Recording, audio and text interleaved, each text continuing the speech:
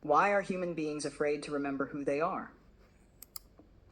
Because remembrance is not only comfort, remembrance is responsibility. Human beings are not only afraid of not knowing. Not knowing can be comfortable. In not knowing, one can say, I did not know. I could not have done otherwise. This is just who I am. This is how I was taught. This is how the world works. This is my world, my family. This is the time I live in. This is the system.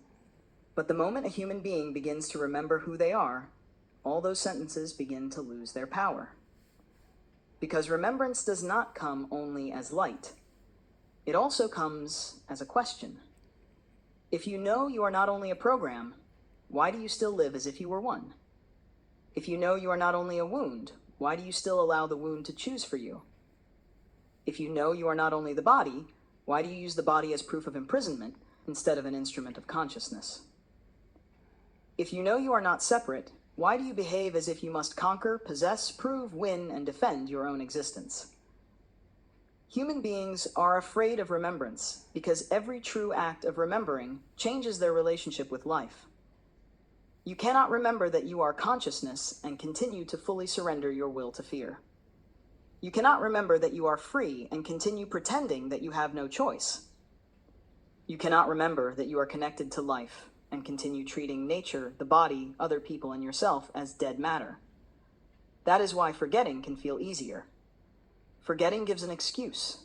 Remembrance asks for presence. And presence is often more demanding for a human being than pain, because pain at least has a familiar shape. A person knows how to suffer. They know how to defend themselves.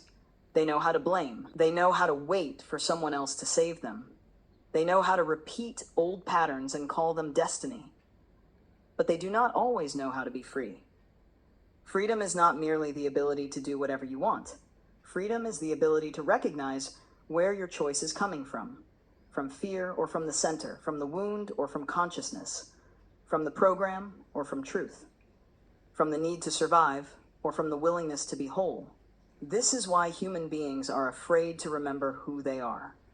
Because once they remember, they can no longer blame only the dream. They must look at the dreamer. And the dreamer is not weak. The dreamer is not a victim. The dreamer is not lost. The dreamer has forgotten that they are dreaming. Perhaps this is the most tender and most difficult truth about human beings. They did not come to earth because they do not know the light. They came to see whether they can remain light while being in flesh, while having a body, while having fear, while having a past, while having family, wounds, bills, losses, desires, relationships, boundaries, exhaustion, and a heart that still knows how to close when it has been hurt. This is where remembrance happens, not outside of life, but in the middle of life, not by escaping the human experience, but by entering it fully without losing one's center. Human beings are afraid to remember who they are because, deep down, they know that true remembrance is not a return to some distant light.